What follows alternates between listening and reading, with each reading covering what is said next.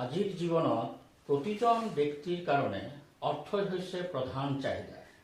অৰ্থ নহ'লে আমি একো কাম কৰিব নোৱাৰিম। ৰাতিপুৱা টোপনিৰ পৰা শুই উঠি আকৌ ৰাতি শুবলৈ যোৱাৰ আগলৈকে আমি যি কাম কৰোঁ সেই সকলোখিনি কামৰ সমস্যাৰ সমাধান কেৱল মাত্ৰ অৰ্থৰ দ্বাৰাই আমি কৰিব পাৰিম।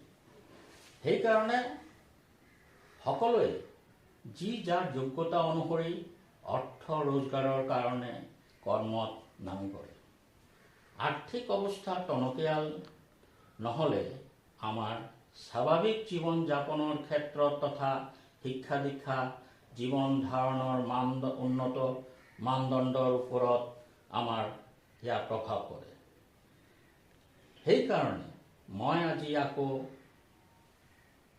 জন্ম চক্ৰত ধনৱান হোৱাৰ যোগ আছে নে নাই সেই বিষয় লৈ নতুন এটা ভিডিঅ' লৈ মই উপস্থিত হৈছোঁ।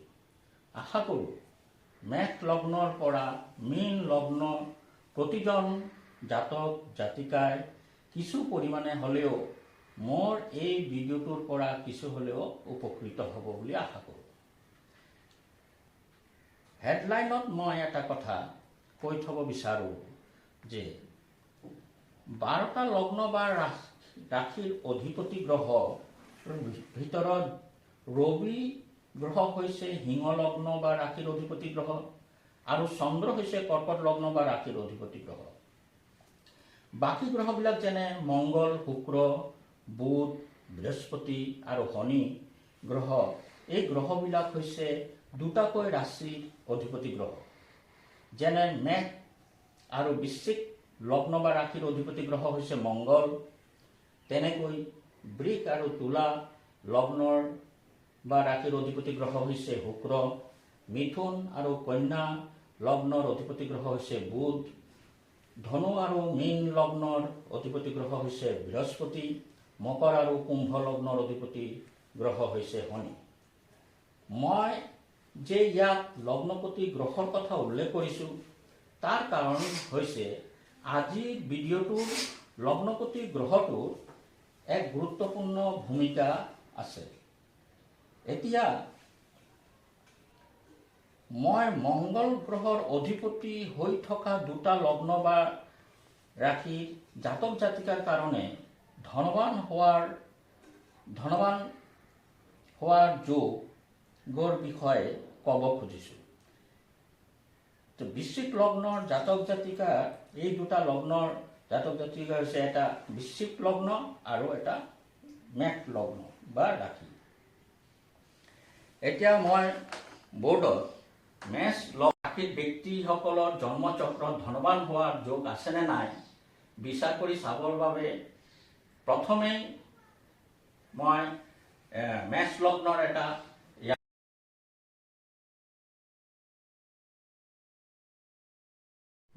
মেষ লগ্নৰ চিত্ৰ অংকন কৰিলোঁ। এতিয়া লগ্নপতিৰ কথা যে মই উল্লেখ কৰিলোঁ ধনৱান হোৱাৰ যোগ আছেনে নাই সেইটো চাবৰ কাৰণে লগ্নপতি মংগল লগ্নস্থ হ'বই লাগিব। ইয়াত যেনেকৈ লগ্নপতি মংগল ইয়াত অৱস্থান আছে, তাৰ লগত ৰবি বুধ আৰু শুক্ৰৰ সহ অৱস্থান হ'ব লাগিব।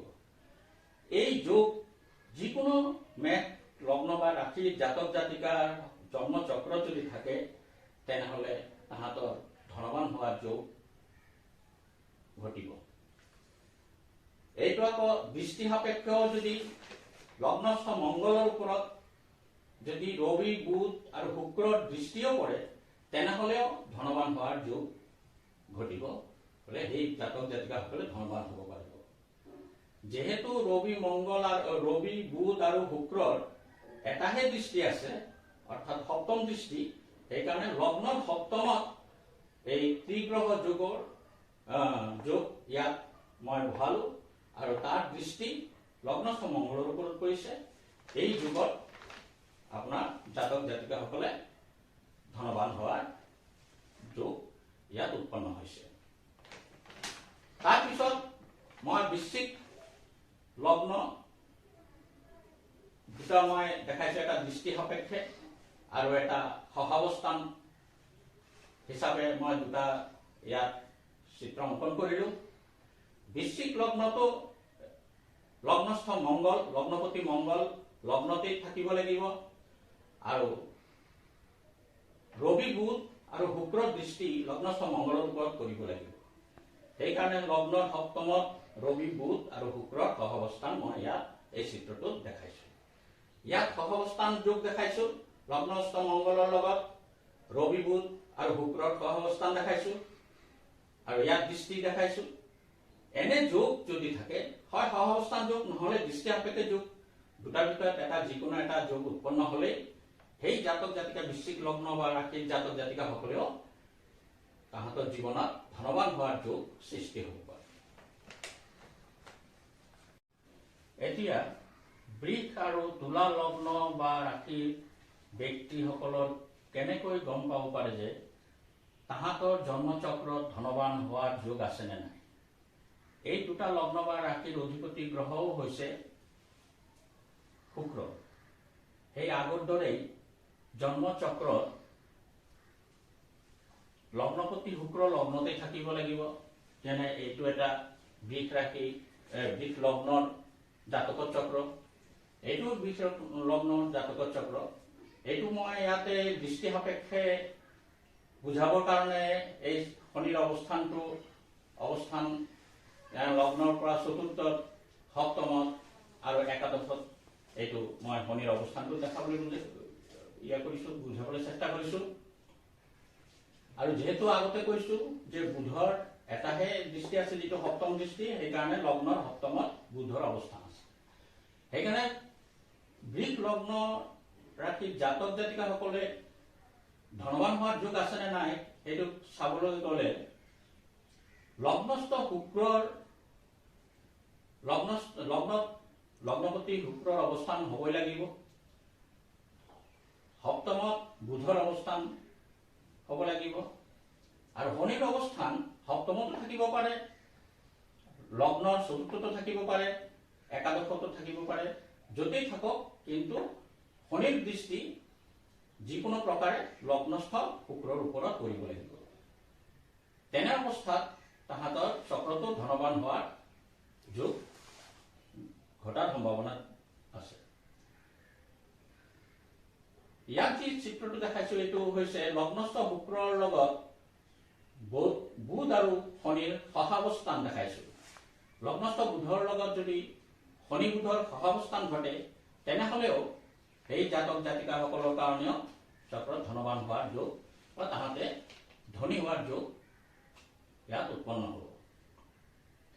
তুলা লগ্নৰ ক্ষেত্ৰতো তেনেকে তুলা লগ্নৰ জাতক জাতিকাসকলৰ কাৰণে লগ্নস্থ শুক্ৰৰ লগত বুধ আৰু শনিৰ সহাৱস্থান হ'ব লাগিব, নহ'লে লগ্নস্থ শুক্ৰৰ ওপৰত বুধৰ দৃষ্টি আৰু শনিৰ দৃষ্টিও থাকিব লাগিব। সেইকাৰণে এইখিনিতো মই লগ্নৰ একাদশত, লগ্নৰ পৰা 1, 2, 3, 4 চতুৰ্থত আৰু লগ্নৰ সপ্তমত মই শনিৰ অৱস্থানটো দি দেখাবলৈ চেষ্টা কৰিলোঁ। এই চক্ৰৰ যিসকল জাতক জাতিকাৰ জন্ম চক্ৰত এনেধৰণৰ যোগ উৎপন্ন হ'ব তাহাঁতে জীৱনত অৱশ্যই ধনৱান অৰ্থাৎ ধন সম্পত্তিৰ মালিক হ'ব পাৰিব। নেক্সট মই যিটো তাৰ পাছৰ যি দুটা লগ্ন বা ৰাশি সেই দুটা হৈছে মিথুন আৰু কন্যা। এই দুটা লগ্নৰ অধিপতি গ্ৰহ হৈছে বুধ গ্ৰহ। এই লগ্নস্থ বুধৰ লগত লগ্নস্থ বুধৰ লগত লগ্নস্থ বুধৰ লগত যদি শনি আৰু শুক্ৰৰ সহাৱস্থান ঘটে বা শুক্ৰ বা শনিৰ যদি দৃষ্টি লগ্নস্থ বুধৰ ওপৰত পৰে তেনেহ'লেও এই কন্যা লগ্নৰ জাতক জাতিকাসকলৰ জন্মচক্ৰ ধনৱান হোৱাৰ যোগ সৃষ্টি হ'ব।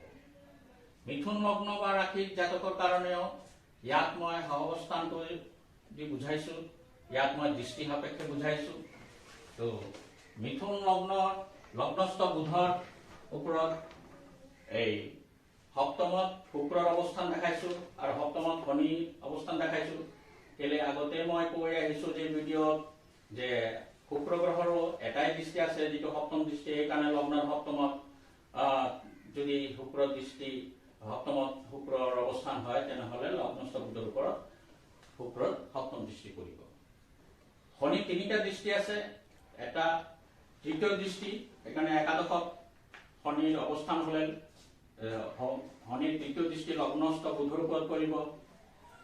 শনিৰ সপ্তম দৃষ্টি লগ্নস্থ বুধৰ ওপৰত পৰিব, সেইকাৰণে লগ্নৰ সপ্তমত শনিৰ অৱস্থান।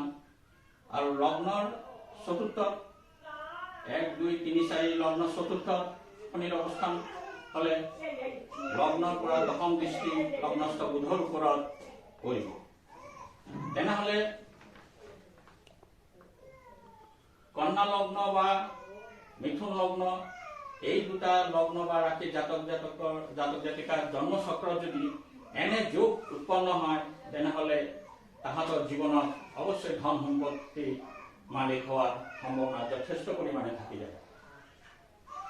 এতিয়া যি লগ্ন বা ৰাশিৰ কথা উল্লেখ কৰিছোঁ সেইটো হৈছে ধনু আৰু মীন লগ্ন জাতক জাতিকাৰ কাৰণে। এই দুটা ধনু আৰু মীন লগ্নৰ অধিপতি গ্ৰহ হৈছে বৃহস্পতি। ইয়াতো ধনু লগ্নস্থ বৃহস্পতিৰ লগত মংগল আৰু বুধৰ সহাৱস্থান ঘটিব লাগিব, নহ'লে লগ্নস্থ বৃহস্পতিৰ ওপৰত মংগল আৰু বুধৰ দৃষ্টি থাকিব লাগিব। এইখিনিতো মই একেটাই কথা ক'ম, ইয়াক সহাৱস্থান দেখাইছোঁ, যেহেতু পদ্ধতি একেটাই, নিয়মো একেটাই, সেইকাৰণে ইয়াত মই দৃষ্টি সাপেক্ষে বুজাইছোঁ। মীন লগ্ন জাতক জাতিকাৰ কাৰণে লগ্নস্থ বৃহস্পতিৰ ওপৰত মংগলৰ সপ্তম দৃষ্টি, লগ্নস্থ বৃহস্পতিৰ ওপৰত মংগলৰ অষ্টম দৃষ্টি আৰু মংগলৰ চতুৰ্থ দৃষ্টি, মংগলৰ দশমত মংগলৰ অৱস্থান, লগ্নৰ দশমত মংগলৰ অৱস্থান হোৱা মংগলৰ চতুৰ্থ দৃষ্টি লগ্নস্থ বৃহস্পতিৰ ওপৰত পৰিছে। যদি এনে যোগ উৎপন্ন হয় তেনেহ'লে এই ধৰণৰ জাতক জাতিকাসকলেও জীৱনত বহু ধন সম্পত্তিৰ অধিকাৰী হ'ব পাৰিব। পৰৱৰ্তী যিটো ভিডিঅ' এতিয়া মই যি দুটা লগ্ন বা ৰাশি জাতক জাতিকাসকলৰ ধনযোগৰ কথা উল্লেখ কৰি আছোঁ, সেই দুটা লগ্ন বা ৰাশি হৈছে মকৰ, এটা হৈছে মকৰ আৰু এটা হৈছে কুম্ভ। মকৰ লগ্নৰ কাৰণে সেই একেটাই পদ্ধতি। মকৰ লগ্ন জাতক জাতিকাসকলৰ কাৰণেও লগ্নপতি শনি লগ্নত থাকিব লাগিব, তাৰ লগত বৃহস্পতি আৰু মংগলৰ সহাৱস্থান ঘটিলে তেনেহ'লে এই ধৰণৰ মংগল লগ্ন বা ৰাশি জাতক জাতিকাসকলেও ধনযোগ বা তাহাঁতৰ চক্ৰত ধনযোগ উৎপন্ন হোৱাৰ যোগ সৃষ্টি হ'ব। বা এতিয়া যদি এই সহাৱস্থানটো মই দৃষ্টি সাপেক্ষেও যদি হয় লগ্নস্থ বৃহস্পতি লগ্নস্থ শনিৰ লগত যদি বৃহস্পতিৰ তিনিটা দৃষ্টি আছে, যেনে পঞ্চম দৃষ্টি, সপ্তম দৃষ্টি আৰু নৱম দৃষ্টি, তেনেহ'লে বৃহস্পতিৰ দৃষ্টি যদি লগ্নস্থ শনিৰ ওপৰত পৰে তেনেহ'লেও তেনে ক্ষেত্ৰতো আৰু মংগলৰো দৃষ্টি লগ্নস্থ শনিৰ ওপৰত পৰিব লাগিব। মংগলৰো তিনিটা দৃষ্টি আছে, যেনে চতুৰ্থ দৃষ্টি, সপ্তম দৃষ্টি আৰু অষ্টম দৃষ্টি। আগতে কৈ আহিছোঁ, সেইকাৰণে মই এইটো আকৌ ৰিপিট কৰিবলৈ যোৱা নাই। তো কাজেই লগ্নস্থ শনিৰ লগত মংগল বৃহস্পতিৰ সহাৱস্থান হ'ব লাগিব, নহ'লে বৃহস্পতি আৰু মংগলৰ দৃষ্টি লগ্নস্থ শনিৰ ওপৰত পৰিব লাগিব। ঠিক তেনে ক্ষেত্ৰতো কুম্ভ লগ্ন জাতক জাতিকাৰ কাৰণেও তেনেকে লগ্নস্থ শনিৰ লগত বৃহস্পতি আৰু মংগলৰ গ্ৰহৰ সহাৱস্থান ঘটিব লাগিব, নহ'লে তাহাঁতৰ মংগল আৰু বৃহস্পতিৰ দৃষ্টি লগ্নস্থ শনিৰ ওপৰত পৰিব লাগিব। এতিয়া যি লগ্ন বা ৰাশিৰ কথাটো কৈছোঁ সেইটো হৈছে কৰ্কট। তো কৰ্কট লগ্নৰ কাৰণে একেটাই ৰাশিৰ অধিপতি গ্ৰহ চন্দ্ৰ।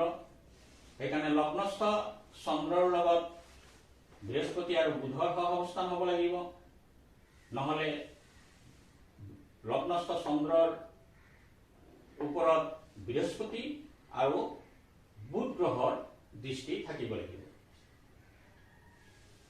তো বুধৰ এটাই দৃষ্টি আছে, সেইকাৰণে বুধ সপ্তমত থাকিব লাগিব। আৰু বৃহস্পতি যিহেতু তিনিটা দৃষ্টি আছে, যিকোনো ঠাইত থাকিলেই যিকোনো ঠাইৰ পৰা যদি বৃহস্পতি দৃষ্টি লগ্নস্থ চন্দ্ৰৰ ওপৰত পৰে, তেনে ক্ষেত্ৰতো কৰ্কট লগ্ন জাতক জাতিকাসকলে ধনৱান ব্যক্তি হ'ব পাৰিব। সিংহ লগ্ন জাতক জাতিকাৰ কাৰণেও লগ্নস্থ ৰবিৰ লগত বৃহস্পতি আৰু মংগলৰ সহ অৱস্থান হ'ব লাগিব, নহ'লে লগ্নস্থ ৰবিৰ ওপৰত বৃহস্পতি আৰু মংগলৰ দৃষ্টি থাকিব লাগিব। তো এতিয়া মেষ লগ্নৰ পৰা মীন লগ্নলৈকে ধনযোগ উৎপন্ন হোৱাৰ যি মই কথা উল্লেখ কৰিলোঁ, এই কথাটো সকলো জাতক জাতিকাৰ জন্মচক্ৰত নাথাকিব পাৰে।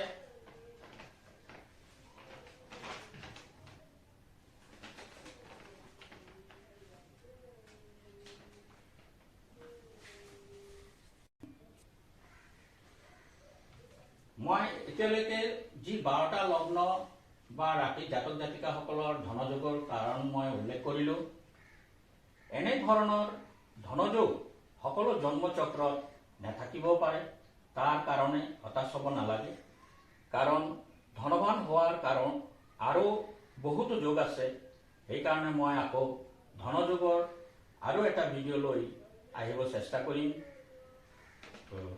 যদি মোৰ এই ভিডিঅ'টো আপোনালোকে পচন্দ হৈছে, তেনেহ'লে অলপ ছাবস্ক্ৰাইব কৰিব আৰু বেল আইকনটো বজাই দিব, পাৰিলে অলপ লাইক আৰু শ্বেয়াৰ কৰি দিব। Thank U.